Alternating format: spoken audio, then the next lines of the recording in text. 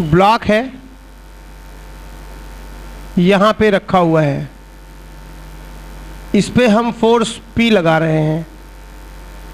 Block का मास जो है वो m है, कोफिशिएंट ऑफ फ्रिक्शन जो है म्यू है, राइट। आपको बताना है कि क्या ये ब्लॉक कांस्टेंट वेलोसिटी से मूव कर सकता है। Is it possible that block moves with constant velocity? बताइए, क्या संभव है कि ब्लॉक कांस्टेंट वेलोसिटी से मूव करे? हम उस पर फोर्स लगा रहे हैं तब भी। कितने लोग कह रहे हैं कि हाँ ये संभव है?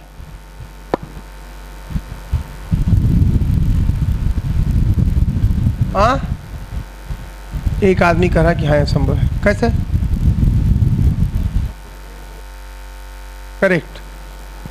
कांस्टेंट वेलोसिटी का मतलब हुआ कि किसी चीज की वेलोसिटी कांस्टेंट है, मतलब एक्सेलरेशन जीरो है, और एक्सेलरेशन जीरो है इसका मतलब बॉडी पे नेट फोर्स भी क्या है? जीरो है।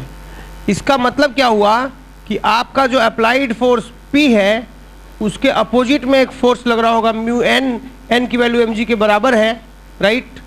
तो जब ये दोनों बराबर हो जाएंगे तो नेट फोर्स क्या हो जाएगा? ज़ीरो हो जाएगा। और P अगर ठीक ठीक म्यू mg के बराबर है, राइट, तब बॉडी क्या होगी? कांस्टेंट वेलोसिटी से चलेगी। नेट फोर्स बॉडी पे क्या होगा? बिल्कुल ज़ीरो होगा, राइट। मैंने कहा थोड़ा सा इसमें परिवर्तन करते हैं।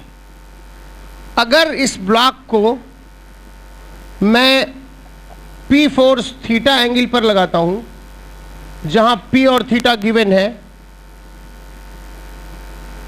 मास m है, म्यू ऐसा है, इज इट पॉसिबल कि ये भी कांस्टेंट वेलोसिटी से चले? क्या संभव है? अब बोलिए। अब संभव नहीं है। क्यों? क्योंकि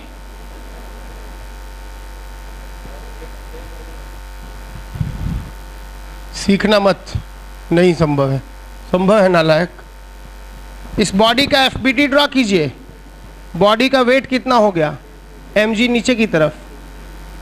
P के दो कंपोनेंट हो गए, P cos थीटा और P sin थीटा। बॉडी का रिएक्शन क्या हो गया? n हो गया। फ्रिक्शन पीछे की तरफ लगेगा। मोशन चूंकि हो रहा है, यूनिफॉर्म वेलोसिटी से चल तो रही है body. Find P if block is moving with uniform velocity. Moving with uniform velocity. Uniform velocity से मूव कर रही है तो आपको P निकालना है। मोशन हो रहा है, फ्रिक्शन क्या लगेगा बताइए? म्यू इंटू n के बराबर लगेगा। तो क्या हो जाएगा बताइए? आप बोलिएगा कि ये बराबर क्या हो गया? इसके हो गया।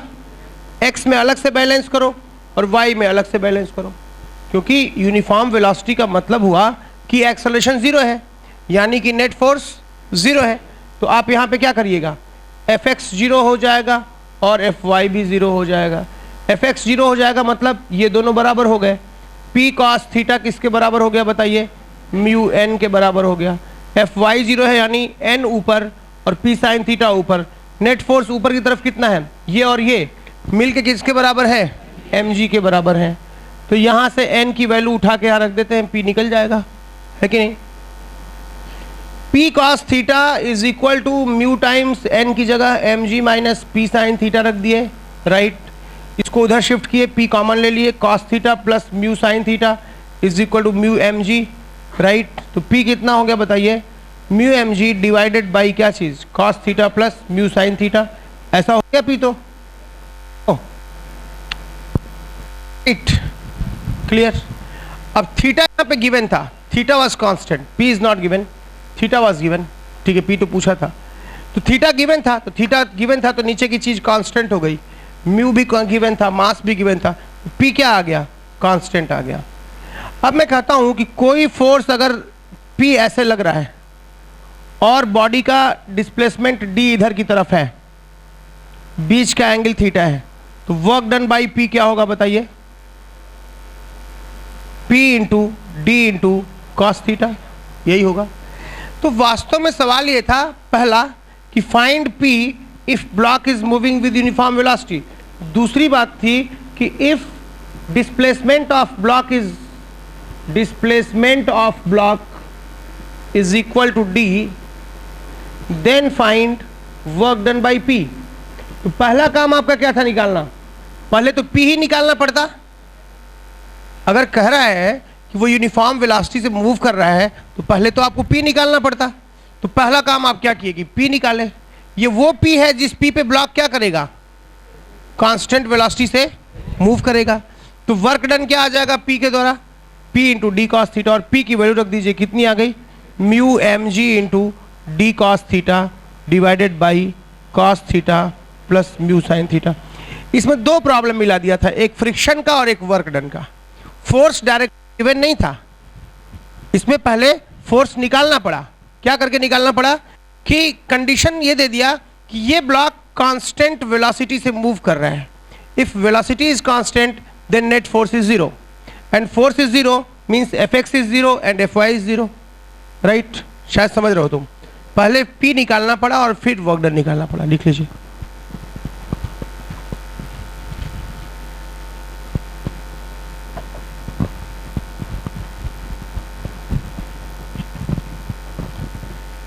वो जो लखनऊ घूम के आया था, खड़े हो। वो दूसरा कहाँ है? हाँ अच्छा, आए हो क्या? क्या झगड़ा हो गया क्या? दूर दूर बैठ।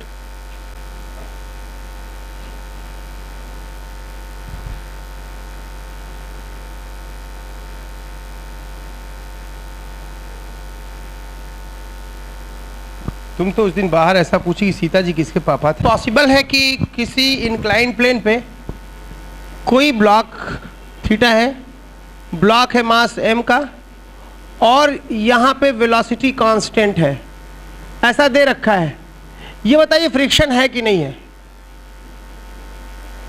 Body is slipping with constant velocity down the plane, block is slipping with constant velocity।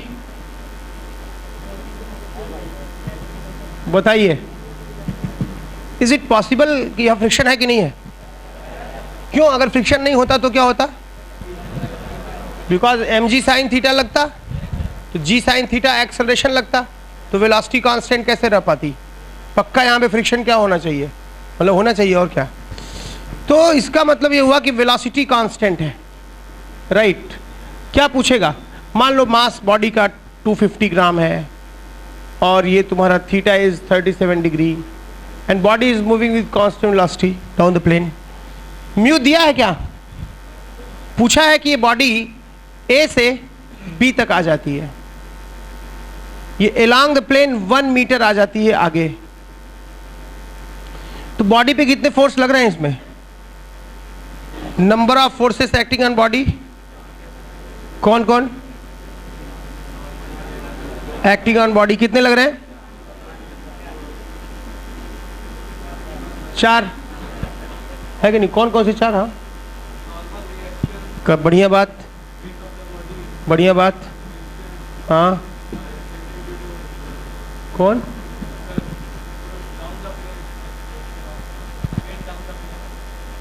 Wait down the plane, वो अलग से एक फोर्स हो गया।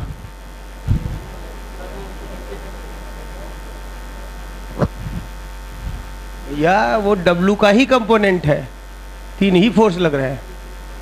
mg साइन थीटा mg का ही एक पार्ट है। बैठिए। पूरा यार तुमने नरक मचाया हुआ, एकदम अत्याचार। मन कर रहा कि अब हीट एंड थर्मोडायनामिक्स शुरू करें, कर देंगे किसी दिन, जल्दी जड़ा आने दो। इसका वेट है W mg नीचे की तरफ, रिएक्शन n है, बॉडी कांस्टेंट वेलोसिटी से चल रही है, राइट, नीचे की ओर। फ्रिक्शन लग रहा है ऊपर की ओर। इस mg को तोड़ोगे बालक तो इधर कितना आ जाएगा बोलो? mg sine theta. इधर क्या आ जाएगा? mg cos theta. कौन टूट गया? mg टूट गया। ये इसको बैलेंस कर लेगा, ये इसको बैलेंस कर लेगा। मोशन हो रहा है तो फ्रिक्शन कितना पैदा होगा? म्यू n पैदा ही होगा। तो F is equal to mu N इसको बैलेंस कर लेगा। Mu N is equal to क्या आ गया? mg sine theta. और n किसके बराबर है? mg cos थीटा के बराबर है। तो यहाँ से mg भस्म हो गया, क्या मिल गया, tan थीटा बराबर क्या आ गया, म्यू बराबर क्या आ गया, tan थीटा आ गया। तो ऐसे प्रॉब्लम में म्यू देगा क्या हमको, नहीं।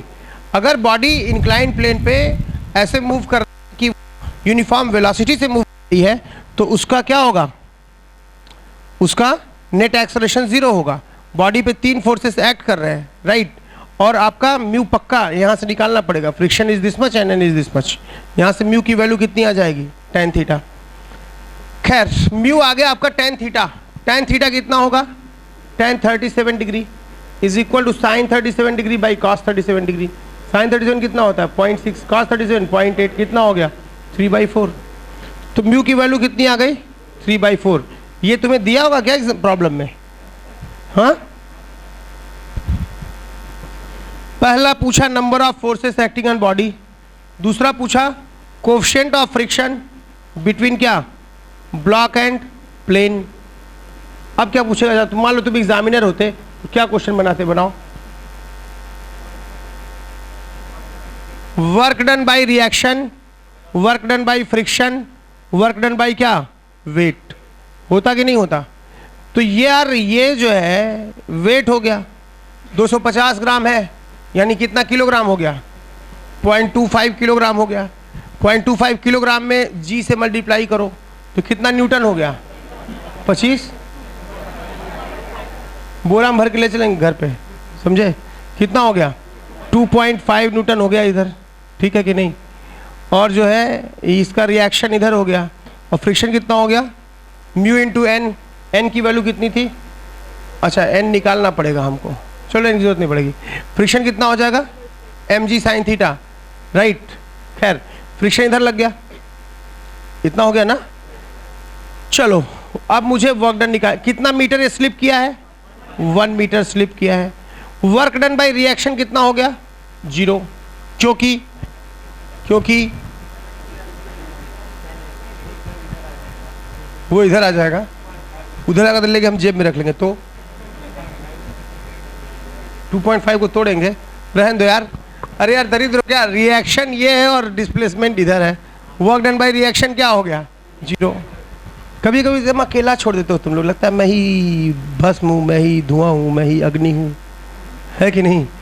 वर्क डन बाय रिएक्शन क्या हो गया 0। ये एंगल कितना है भैया 37 डिग्री, तो ये एंगल कितना हो गया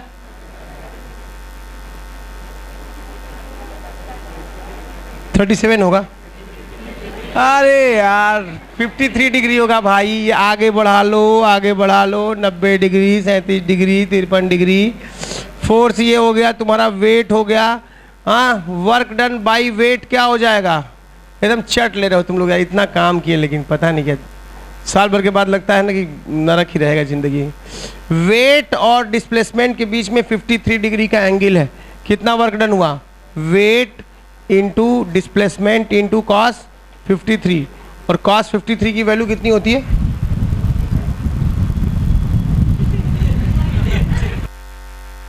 साइन 37 की है, और ये कितनी होती है 0.6।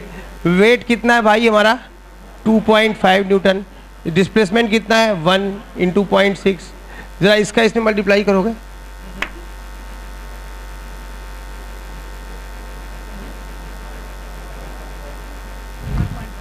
वन पॉइंट फाइव क्या 1.5 जूल। ये वर्क डन बाई क्या हो जाएगा, वेट हो जाएगा। फ्रिक्शन निकालना पड़ेगा, फ्रिक्शन कैसे निकाले, फ्रिक्शन कितना था म्यूएन था, और म्यूएन की वैल्यू किसके बराबर थी, तो एन निकालने की क्या जरूरत, चूंकि बराबर थे दोनों तो mg साइन थीटा ही फ्रिक्शन के बराबर हो गया। नहीं समझे बात को, तो यहाँ फ्रिक्शनल फोर्स की वैल्यू किसके बराबर थी mg साइन थीटा, यानी 2.5 तो गया mg, this was mg sine 37 sine theta 0.6 कितना हो गया 1.5। तो वर्क डन बाय फ्रिक्शन क्या हो गया बोलो, वर्क डन बाय फ्रिक्शन क्या हो गया बोलो, 1.5 उधर हो गया फ्रिक्शन न्यूटन, और डिस्प्लेसमेंट इधर है कितना 1 मीटर, तो वर्क डन कितना हो गया बोलो 1.5 force into displacement into cos 180। cos 180 की डिग्री कितनी होती है -1, तो कितना वर्क डन किया फ्रिक्शन ने? -1.5 जूल। अरे होना ही था, क्योंकि रिएक्शन कोई वर्क किया नहीं। जितना वर्क वेट करेगा उतनी नेगेटिव रिएक्शन को करना पड़ेगा, तभी नेटवर्क जीरो हो पाएगा और तभी उसकी वेलोसिटी कांस्टेंट रह पाएगी। नेट वर्क डन जीरो होगा तभी ना वेलोसिटी कांस्टेंट रहेगी, क्योंकि नेट वर्क डन में अगर कुछ हो गया तब तो वेलोसिटी बढ़ जाएगी। तो हम लोग जो है बेवकूफ़ी किए ये निकाल के, जब work done by reaction zero हो गया और वर्क डन बाय ये आ गया तो पक्का तीसरे के द्वारा वर्क डन इसका नेगेटिव होना पड़ेगा, ताकि नेट वर्क डन जीरो हो जाए और वेलोसिटी कांस्टेंट हो जाए। वरना अगर नेट वर्क डन कुछ और हो जाता तो वेलोसिटी बढ़ती। तो लिखो,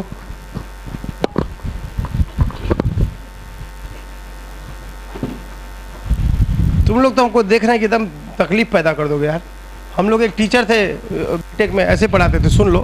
हमको लग रहा है 2-4 साल अगर तुम लोग जैसा सानिध्य मिल गया ना तो हम भी वैसे ही हो जाएंगे। देखो सुनो क्या करते थे वो। जैसे मान लो कि क्वेश्चन है कि एक्सेंट्रिक सर्किल, तो लो we should write down eccentric circle. Eccentric circle is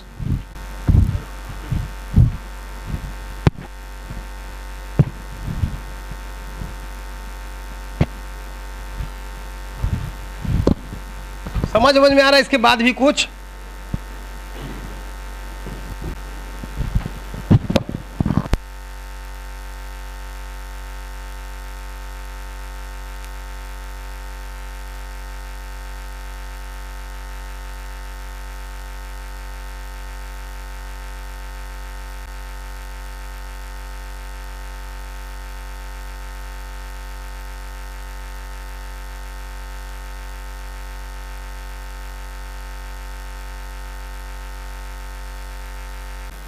find work done by gravity in following cases. Find work done by gravity in following cases as the block moves from A to B. As the block moves from A to B. किसके द्वारा work done पूछा है? Gravity के द्वारा, जब block जो है A से B की तरफ जा रहा है।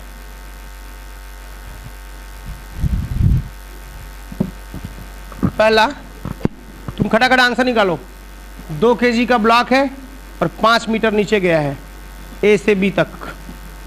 दूसरा 3 kg का ब्लॉक है और 6 मीटर ऊपर गया है A से B तक।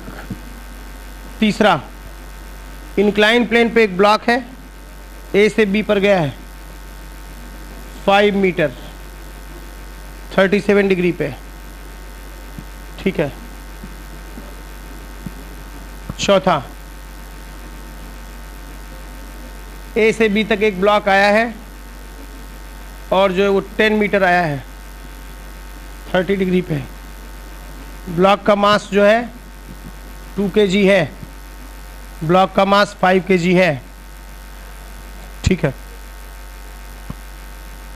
पांचवा एक रिंग में एक ब्लॉक जो है 60 डिग्री से 37 डिग्री आया है। यहाँ पे ब्लॉक है A और यहाँ पे B। Work done by gravity पूछा है, कर लोगे क्या हर केस में? इस केस में कितना होगा बोलो? mg किधर लग रहा है? 20 न्यूटन। शिफ्ट भी नीचे है, डिस्प्लेसमेंट भी। वर्क डन कितना होगा? mg इंटू एच कितना? 100 न्यूटन। ठीक बात है। इसमें बताओ, इसका वेट हो गया 30 न्यूटन और डिस्प्लेसमेंट ऊपर है 6 मीटर, तो वर्क डन कितना हो गया? -180 न्यूटन। यहाँ बताओ A से B जा रहा है ना, तो ये दूरी कितनी हो गई बताओ? ये वर्टिकल, ये 37 हो गया, 5 sin 37 कितना आ गया? 5 sin 35 into 0.6 3 आ गया, ये तो 3 मीटर आ गया ना। तो A से B गया, ऐसे गया, तो वर्क डन कितना हो गया? mg नीचे 50, mg 50 नीचे है बोलो, और डिस्प्लेसमेंट हुआ ऊपर कितना? 3, तो कितना होगा? 50 इंटू 3 इंटू -1 कितना हो गया? -150 जूल, राइट। यहाँ क्या होगा बोलो? फिर यहाँ देखो, ये 30 डिग्री है, ये 10 है, तो ये कितना हो गया? 5 10 sin 30, राइट। तो इसका वेट कितना है बोलो, 20 नीचे, ए से बी आया है यानी वर्टिकली इतना आया, तो फोर्स की दिशा में कितना डिस्प्लेसमेंट हुआ, फोर्स इंटू फोर्स की दिशा में displacement, force into displacement in the direction of force. तो उसकी परपेंडिकुलर डिस्प्लेसमेंट मतलब है इस डिस्प्लेसमेंट का वो कंपोनेंट जो फोर्स की दिशा में है। तो वर्क डन बाय ग्रेविटी कितना आ जाएगा, 20 इंटू 5 कितना आ गया, 100 जूल, राइट। यहाँ क्या होगा, ए से बी आ रहा है, ठीक है, mg नीचे हो गया, और डिस्प्लेसमेंट कितना हुआ, इतना, नीचे गया कि ऊपर, नीचे। Work done by gravity positive negative, positive है कि नेगेटिव, पॉजिटिव। कितना है ये r cos 60 है और ये r cos 37 है, तो इतना कितना हो गया, r cos 37 minus r cos 60, cos 60.5 होता है, कितना हो गया 0.3 r, हुआ कि नहीं होगा। वर्क डन बाय ग्रेविटी कितना हो गया, mg भी नीचे, डिस्प्लेसमेंट भी नीचे, mg इंटू कितना 3 mgr। आज समझ में आई, वर्क डन बाय ग्रेविटी लिख लीजिए।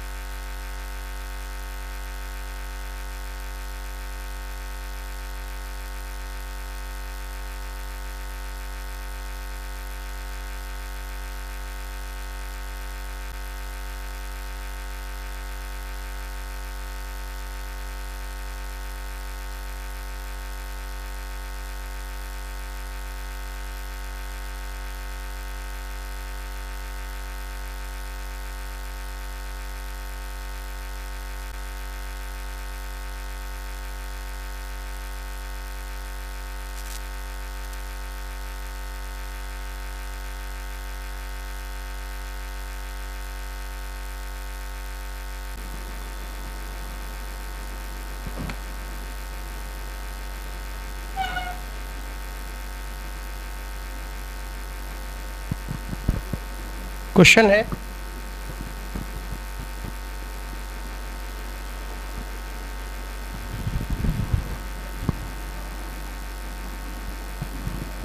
कि एक जो है 30 डिग्री का 37 डिग्री का एक इंक्लाइंड प्लेन है और यहाँ पे एक ब्लॉक है। इस ब्लॉक पे एक हॉरिजॉन्टल फोर्स लगाया जाता है और ये ए से बी तक चला जाता है। हॉरिजॉन्टल फोर्स लगाता हूँ, इस फोर्स का एक कंपोनेंट इसे लेके जाता है यहाँ पे ए से बी तक। Mass of block is 10 kg, 2 metre लेके जाता है। यहां फ्रिक्शन नहीं है, स्मूथ है। और फोर्स बाय मैन, मैन इधर फोर्स लगाता है। अगले बार फिर वो 30 डिग्री है, ये 37 डिग्री है और फिर वो ए से बी ले जा रहा है। अब की फोर्स बाय मैन इधर लग रहा है और अब की हाइट भी वो उतनी ही ले जा रहा है। अब की फिर वो 2 ही मीटर ले जा रहा है, ए से बी ले जा रहा है। तो इंक्लाइन प्लेन है, ए से बी ले जा रहा है, यहाँ पे ए से बी ले जा रहा है, यहाँ पे भी 2 मीटर ले जा रहा है, यहाँ भी 2 मीटर ले जा रहा है। केवल दोनों में फर्क किस बात का है, फोर्स की डायरेक्शन का, राइट। और मास दोनों बार सेम है। ये बताओ स्लोली ले जा रहा है। In both cases block is moved slowly, दोनों केसेस में ब्लॉक को स्लोली मूव करा जाता है। अगर इस केस में ब्लॉक F1 फोर्स लगाता है मैन और इस केस में F2 फोर्स लगाता है, तो आपको बताना है कि F1 कितना है, F2 कितना है। तीसरी बात, work done by this force W1 कितना है और W2 कितना है। पहले तो मैग्नीट्यूड बताने से पहले आप बताइए कौन बड़ा होगा, F1 बड़ा है कि छोटा है कि बराबर है F2 से, बताइए।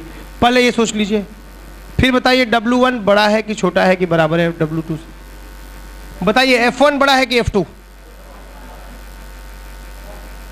F1 बड़ा है, क्यों? यहां पे फोर्स बाय मैन ऐसे लगा रहा है, उसका चला जा रहा है। यहां पे सीधे ऐसे लगा रहा है। बताइए कौन बड़ा है, F1 की F2? बराबर है, F1 बड़ा, क्यों?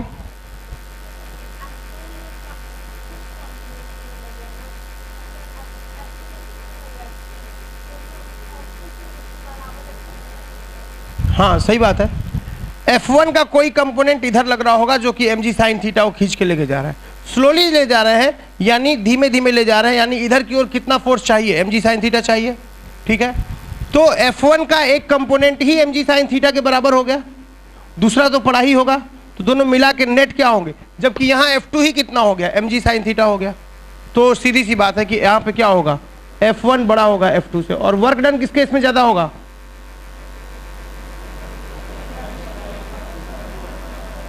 वर्क डन किस केस में ज्यादा होगा। हमने कहा वर्क डन निकालने के दो तरीके हैं, मतलब एफ डॉट डी एस या एफ डॉट डेल्टा एस, एक तो ये तरीका है, या फिर चेंज इन एनर्जी, है ना। यहां भी रेस्ट पे था, यहां भी रेस्ट पे है, यहां भी रेस्ट पे था, यहां भी रेस्ट पे है। काइनेटिक एनर्जी में तो कोई चेंज हुआ नहीं, लेकिन mgh 2 मीटर यहां भी, मतलब इतना यहां भी उठा, यहां भी उतना ही उठा, तो दोनों बार पोटेंशियल एनर्जी क्या हुई, वो सेम चेंज हुई। तो एनर्जी में क्या है, वो सेम है, इसलिए वर्क डन क्या है दोनों केस में, बोलो बराबर है। तो मेरी बात समझे, तो F1 बड़ा है F2 से। खैर F1 कितना होगा, तुम बोलोगे कि ये कंपोनेंट 37 डिग्री है, तो इधर F1 कितना आ जाएगा, F1 cos 37, इधर कितना आ जाएगा, F1 sin 37। इस केस में क्या बोलोगे कि F1 cos 37 ही किसको बैलेंस कर रहा होगा, इसका वेट 100, इधर कितना 100 sin 37। इस केस में ये इसको बैलेंस कर ले रहा होगा, इसीलिए वो धीमे धीमे जा रहा है। फिजिक्स में स्लोली का मतलब इक्विलिब्रियम होता है, मैकेनिक्स में स्लोली का मतलब इक्विलिब्रियम होता है, इक्विलिब्रियम का मतलब नेट फोर्स 0 होता है, राइट। तो स्लोली ले जा रहा है, प्रॉब्लम में बोल रहा है, तो स्लोली ले जा रहा है, तो F1 cos 37 ही किसको बैलेंस कर ले रहा है, 100 sin थीटा को। तो यहाँ पे क्या लिख दोगे, और sin 37 तो है ही, तो कितना हो गया, F1 into cos 37.8 is equal to कितना, 100 इंटू sin 37 60, तो F1 इज इक्वल टू कितना 600/8, दैट इज 150/4, 70/2, 25/2, इतना न्यूटन हो गया। और यहाँ पे क्या हो रहा है, F2 ही बैलेंस कर ले रहा है, किसको बोलो, 100 sin 30 को, 60 न्यूटन को। वहीं कुछ गड़बड़ हो रहा है, F1 cos 37, अच्छा यहाँ गड़बड़ हो गया कैलकुलेशन, कितना रहा 600/8, मतलब 4 से मल्टीप्लाई करो, 150/2, 75 न्यूटन, क्या 75 न्यूटन, और वो कितना आ रहा है 60 न्यूटन। खैर हो गया। और वर्क डन क्या होगा बोलो, वर्क डन कैसे निकालोगे, चेंज इन एनर्जी से निकाल लो। यहाँ पे काइनेटिक एनर्जी कितनी थी बोलो, 0, यहाँ भी काइनेटिक एनर्जी कितनी है, 0, स्लोली ले आ रहा है। ये दूरी कितनी है 37 डिग्री, ये डिस्टेंस कितना है 2 मीटर, 2 मीटर के सामने कितना होगा 2 sin 37, sin 37 कितना है 0.6, 1.2 मीटर चला। तो यहाँ पे पोटेंशियल एनर्जी कितनी थी 0, यहाँ पोटेंशियल एनर्जी कितनी आ गई mgh, u is mgh, vertically इतना लेते हैं mgh, mg की वैल्यू कितनी है 100, h कितना है 1.2, तो कितना हो गया 120 जूल। यहाँ पे दोनों एनर्जी मिला के कितना था 0, और यहाँ पे k और u मिला के कितना है 120, तो एनर्जी में कितना चेंज आ गया 120 जूल बढ़ गया, जरूर एजेंट ने वर्क किया होगा। तो दोनों केस में W1 और W2 क्या होंगे, बराबर हैं। दोनों केस में W1 W2 क्या होंगे, बराबर होंगे, और कितना होगा 120 जूल होगा। बात समझ में आई, ठीक है, लिख लीजिए।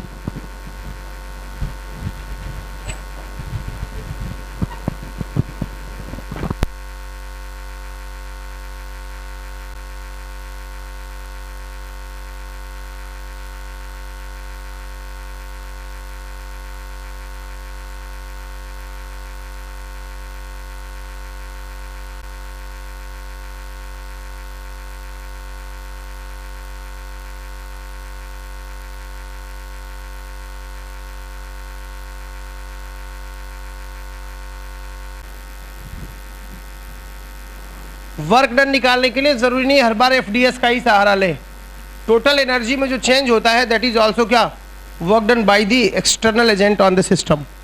सिस्टम पे एक्सटर्नल एजेंट के द्वारा किया हुआ कार्य है, राइट। जैसे इस प्रॉब्लम में तो तुमको समझ में आ गया, एक बार आदमी ऐसे फोर्स लगा रहा है, एक बार ऐसे लगा रहा है, किस केस में फोर्स ज़्यादा होगा और किस केस में वर्क ज़्यादा होगा, राइट।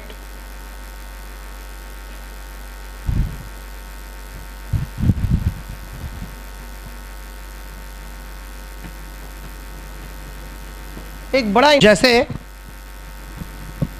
एक क्वेश्चन लेते हैं। एक बॉक्स है जिसका वेट जो है 200 न्यूटन है, 2000 न्यूटन है, राइट। इसको यहाँ पे ए से बी तक ले आना है और ये दूरी 20 मीटर है, इसे 20 मीटर तक ले आना है। यहाँ पे फ्रिक्शन 0.2 है। एक आदमी इसको चेन से खींच रहा है, फोर्स इधर लगा रहा है और थीटा ऐसा है, ठीक है। ब्लॉक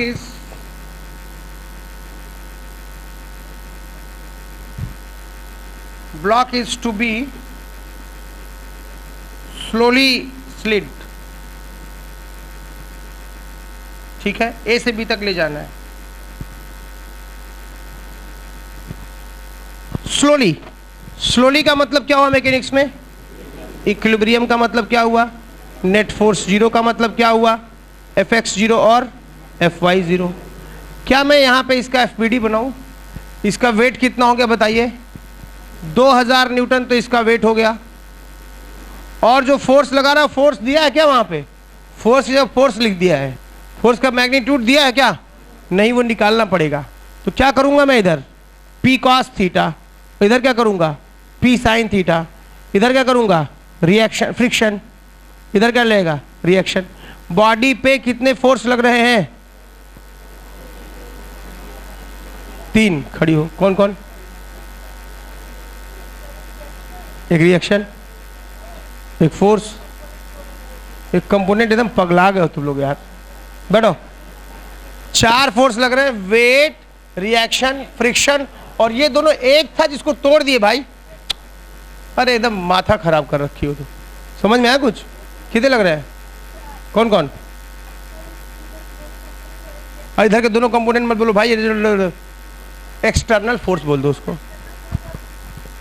वेट पहले बोलना चाहिए, रिएक्शन, फ्रिक्शन और एक्सटर्नल एजेंट बैठो, ठीक है। Fx हो गया 0, तो P cos थीटा बराबर हो गया किसके? फ्रिक्शन के। और चूंकि मोशन हो रहा है, फ्रिक्शन कितना है? म्यू एन के। स्लोली ही सही हो तो रहा है। और n की वैल्यू कितनी है? n plus P sine theta is equal to कितना बोलोगे?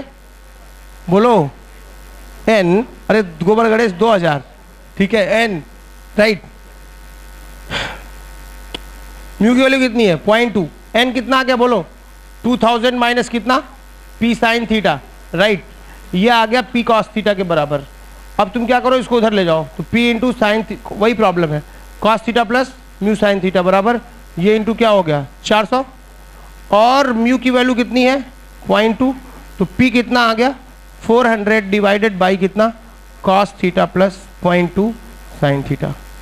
पूछा क्या है कि अगर ऐसा किया जा रहा है स्लोली स्लिड, तो क्या पूछा है? पहला फाइंड फोर्स, निकाल लिए। दूसरा वर्क डन बाय फोर्स, ये भी निकाल लिए। कितना होगा बोलो? कितना होगा work done by force? P इधर निकल गया तुम्हारा, और ये कितना आ गया? 20 मीटर। एंगल कितना है? Theta. Work done by this, केवल फोर्स पूछा है क्या?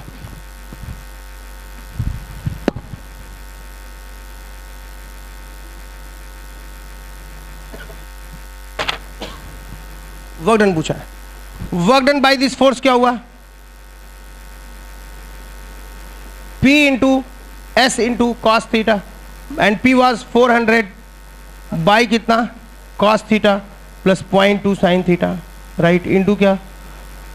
कॉस थीटा से डिवाइड कर दो। P कहाँ गया?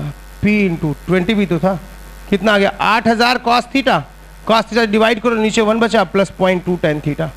नहीं समझे है कि नहीं? इतना वर्क डन हो गया। देखा कोई गड़बड़ी है क्या?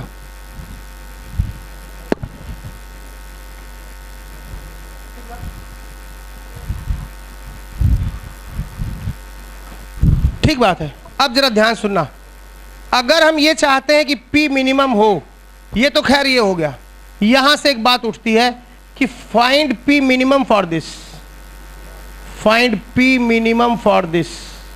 तो क्या हो जाएगा बोलो? नीचे वाला क्या हो जाएगा?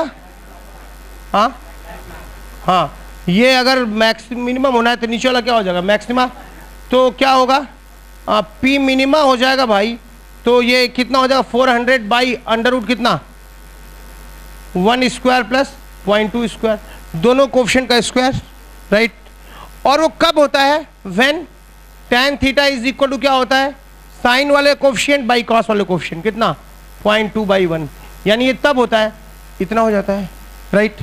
यानी अगर ये तो खैर किसी भी थीटा पे ले जाते तो ऐसा होता, लेकिन हमसे अगर कह रहा है कि P minima if two find P minima, ये नहीं कि भाई ये तो इनफाइनाइट वैल्यूज हो सकती है किसी भी थीटा पे आप, ठीक है, पी बदलेगा, लेकिन हम ये तो बात अलग हो गई, ये वाली बात तो डिफरेंट हो गई, ठीक है, ये तो किसी भी पर्टिकुलर थीटा पे काम चल जाएगा। लेकिन अगर हम मिनिमम फोर्स लगाना चाहते हैं तो हमें tan थीटा क्या होना चाहिए 0.2, and work done in that case कितना होगा, work done in that case will be equal to कितना बोलो 8000 divided by 1 plus 0.2, tan theta की जगह क्या लिखे 0.2, कितना हो जाएगा बोलो 8000 डिवाइडेड बाई 1.04, इतना जूल हो जाएगा, राइट, जिसकी वैल्यू होगी 7690 जूल, 7690 जूल। ये मिनिमम वर्क नहीं है, ये मिनिमम फोर्स के द्वारा वर्क है ये, राइट। मतलब नहीं हम लोग मिनिमम फोर्स लगाते थे पी मिनिमा, वैसे तो ये इन जनरल बात ये है, लिख लीजिए।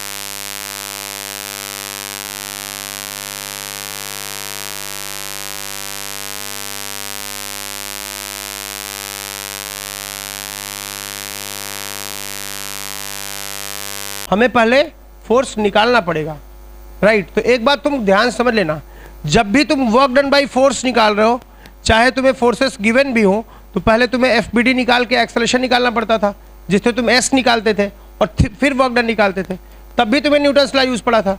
और यहाँ भी तुम्हें जब स्लोली शिफ्टेड कर रहा है तब भी न्यूटन्स लॉ यूज करना पड़ रहा है, यानी न्यूटन का नियम तुमको यूज करना ही पड़ेगा, यहाँ भी बॉडी एफबीडी बनाना ही पड़ रहा है। यानी इस बात को पक्के तरह से दिमाग में रख लेना कि जब तक न्यूटन्स लॉज ऑफ जो इक्विलिब्रियम है वो तुम्हें क्लियर नहीं है, न्यूटन्स लॉ ऑफ जो भी फोर्सेस का लॉ है वो तुम्हें क्लियर नहीं है, इक्विलिब्रियम कैसे होती है बॉडी, तब तक तुम वर्क डन नहीं निकाल पाओगे। क्योंकि अगर सारे फोर्सेस दिए हुए हैं और वर्क डन निकालना है तो तुम्हें एस चाहिए उसके लिए, और एस के लिए तुम्हें ए चाहिए, ए के लिए तुम्हें नेट फोर्स चाहिए, और नेट फोर्स के लिए एफबीडी बनाना पड़ेगा। बात समझ रहे हो। और अगर फोर्स नहीं दिया है और कह रहा है कि स्लोली चल रहा है ये, तब क्या करना पड़ेगा तुम्हें, तब तो एफबीडी बना के फोर्स निकालना पड़ेगा। यहां पे डिस्प्लेसमेंट दे रखा है, फोर्स अननोन है, उस बार क्या था फोर्स गिवन था और डिस्प्लेसमेंट निकालना था। नहीं समझे बात को, ठीक है। तो इस बात को समझना कि न्यूटन्स लॉ अगर सन्नाटे में है तो तुम वर्क डन नहीं निकाल पाओगे।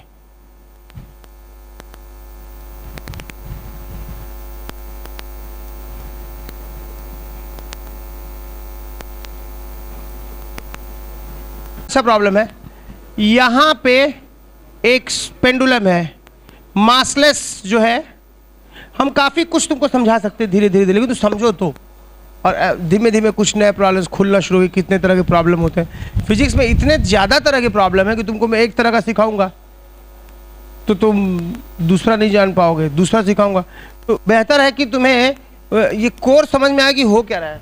तो दिमाग का खुलना ज़रूरी है, ठीक है। दिमाग नहीं खुलेगा और घोटोगे खाली बैठ करके, कुछ नहीं होने वाला है। मास एम है, मासलेस रस्सी है, लेंथ एल की, मासलेस स्ट्रिंग है, लेंथ एल की।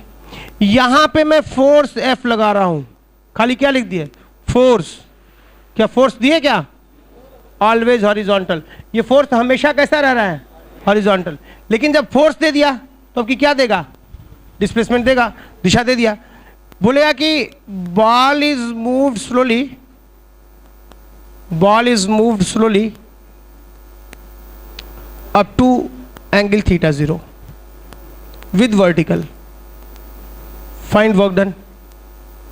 फाइंड वर्क डन बाई क्या? पहला एजेंट, दूसरा ग्रेविटी, तीसरा टेंशन। 3 फोर्स लग रहे हैं बॉडी पे। कौन कौन? ग्रेविटी, टेंशन और एजेंट। इसे हमने स्लोली किसी पर्टिकुलर एंगल θ0 तक गतिमान किया। θ0 तक हम ले आए यहां तक ले आए। ऐसा करने में वर्क डन पूछ रहा है। खैर हम देखते हैं कि थीटा है तो आसान सा मामला। को तो बिना फोर्सेस निकाले इसको कर लें, इसको भी और पिछले लेते हैं। तो देखो आसान सा प्रॉब्लम है ये। इसको आसान करते हैं कि पहले ये यहां हुआ करता था, यहां से यहां हो गया है θ0। तो ये लेंथ कितनी हो गई बोलो? L इंटू 1 माइनस कॉस θ0 हो गई। पक्का बात? लेंथ तक निकालना सिखाया है तुमको, समझे? यहां पे काइनेटिक एनर्जी कितनी है बोलो? 0। यहां भी काइनेटिक एनर्जी 0 है क्योंकि क्या लिखा है? स्लोली। तो K यहां 0, K यहां 0। यहां पे पोटेंशियल एनर्जी 0 और यहां पे U कितना हो गया? mgh। और H की वैल्यू यहां E टोटल कितना है? इतना है। यहां E टोटल कितना है बोलो? E2 के बराबर है। और यहां E टोटल कितना है? E1 के बराबर है कि नहीं? सॉरी 0 के बराबर है। तो work done by all the forces कितना हुआ? Work done by all the forces कितना हुआ? चेंज इन एनर्जी मतलब क्या? E2 minus E1। E2 कितना था भाई? इतना। E1 इतना था। This plus this minus this plus this minus 0। तो कितना लिखोगे इसको बोलो? mgl into 1 minus cos theta. ये हुआ total work done by all the forces. और फोर्सेस कौन कौन से लग रहे हैं बोलो? बॉडी पे कौन कौन से फोर्स लग रहे हैं बोलो? mg, एजेंट, F मान लेता हूं। कांस्टेंट फोर्स देना चाहिए ना, कांस्टेंट नहीं है वो। फोर्स कांस्टेंट हो ही नहीं सकता। स्लोली ले जाने पे वो फोर्स कांस्टेंट हो ही नहीं सकता, ऑलवेज हॉरिजॉन्टल है।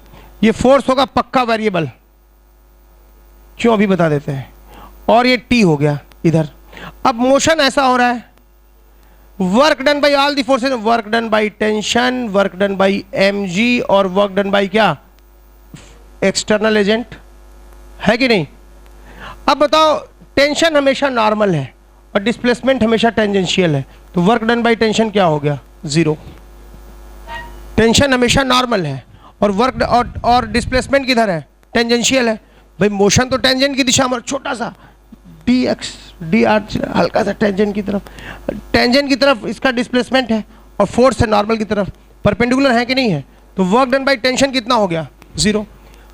वर्क डन बाई mg कितना हो गया? ये देख लो mg कितना वर्क किया बोलो?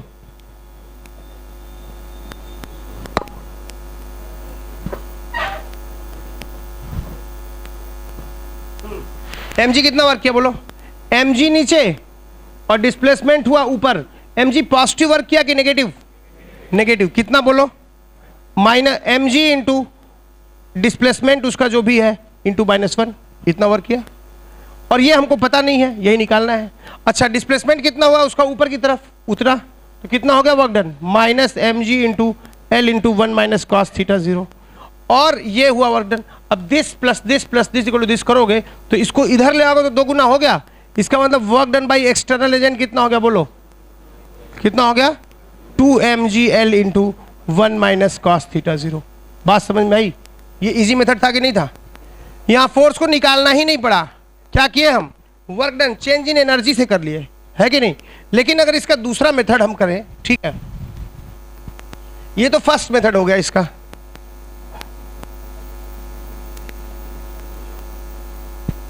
सेकेंड मेथड करते हैं इसका, न्यूटन्स लॉ वाला। वो जरा लंबा मेथड है, ये आसान था, बहुत आसान था। वो तो लिखने में तुमको उतना टाइम लग रहा है समझाने में ना, वरना साफ साफ पता चल रहा है T0 वर्क कर रहा है, mg negative mg into h minus h। उठाने में कितना खर्चा हुआ? u यहाँ mgh है, 2mgh, h की वैल्यू रखे आंसर, है कि नहीं?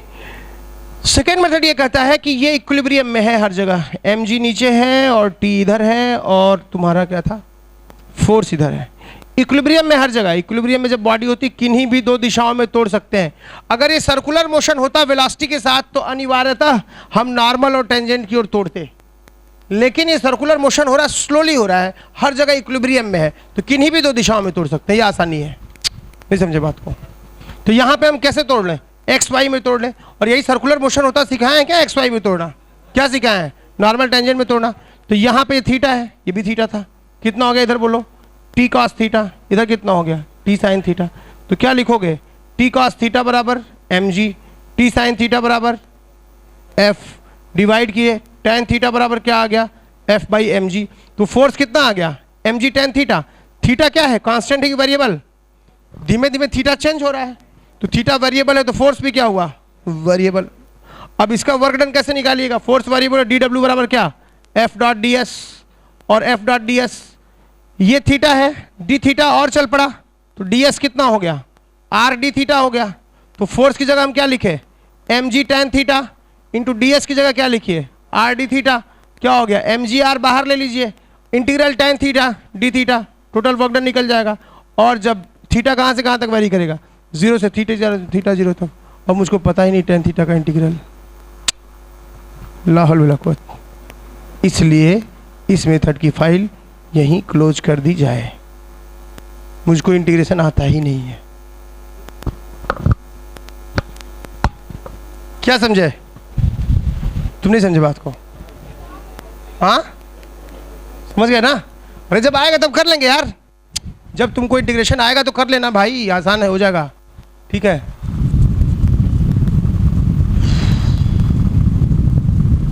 हाँ यहाँ एक गलती हो गई है, वहाँ एक गलती हो गई। एफ डी एस होता है, एफ डी एस, और एफ और डी एस के बीच का एंगल कितना है? एफ लग रहा है इधर, एफ लग रहा है किधर? हॉरिजॉन्टल में। और डी एस किधर है? टेंजेंट की दिशा में होता है ना, डी एस टेंजेंट की दिशा में होता है। और ये एंगल थीटा है, तो ये भी क्या हुआ? Theta theta, 90 by theta theta. तो एफ और डी एस के बीच कितने का एंगल है? कॉस थीटा का। कॉस थीटा लिखेंगे ना? अच्छा, टेन थीटा को क्या लिखते हैं हम लोग? Sine theta by cos theta. Cos cos गायब हो गया तो क्या बचा? फोर्स तो हमारा इतना है, वर्क डन में F D S cos theta लिखे ना, तो यहाँ क्या आ जाएगा? M G R sine theta D theta. अब सुनना ध्यान से, integral D by D theta of sine theta क्या होता है? Cos theta. और D by D theta of cos theta क्या होता है बोलो? Minus sine. दुनिया जानती है कि नहीं? तो यहाँ पे अगर कॉस साइन थीटा का डिफरेंशिएशन कॉस थीटा है तो कॉस थीटा का इंटीग्रेशन क्या होगा? Sine theta. और अगर कॉस थीटा का differentiation sine minus sine theta है तो साइन थीटा का इंटीग्रेशन क्या होगा? Minus cos theta. तो साइन थीटा का इंटीग्रेशन हम क्या लिख दें बोलो? माइनस कॉस थीटा लिख दें। अच्छा, और थीटा कहाँ से कहाँ तक वेरी करेगा? जीरो से थीटा जीरो तक। सुनना ध्यान से, जीरो से थीटा जीरो तक। ये बराबर क्या आ गया? एम जी आर, माइनस को भी ले लो बाहर, ठीक है, इंटू कॉस थीटा बचा यहाँ पे, थीटा की higher value cos theta zero, right. Cos हम लोग 1 ले लिए क्या? Cos theta zero, cos theta zero minus कितना हो गया? Cos zero. कितना आ रहा है ये बोलो? इसको कॉस जीरो 1 होता है तो कितना आ गया? एम जी, माइनस को भीतर ले आओ, M G R into 1 minus cos theta zero. कहीं 2 गड़बड़ा गया, देखो कहाँ, कहीं 2 गड़बड़ हुआ है। आर डी थीटा यहाँ से कुछ और आ रहा है, कितना? Minus M G H, minus M G नीचे, minus M G H. Work done by external कितना है? इतना। E two minus C one, energy इतनी बढ़ गई। 2 M G L into 1 minus cos theta zero. यहाँ से क्या आ रहा है? M G L into 1 minus cos theta zero.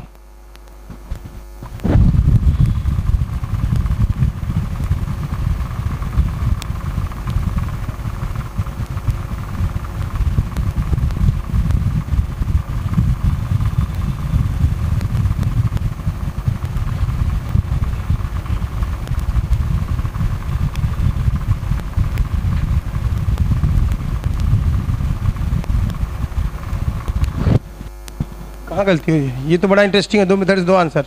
ठीक भी है, 2 मेथड 2 आंसर आने भी चाहिए, है कि नहीं? खोजा जाएगा कहाँ गलती हुई है, लेकिन ये बड़ा इंटरेस्टिंग है भाई।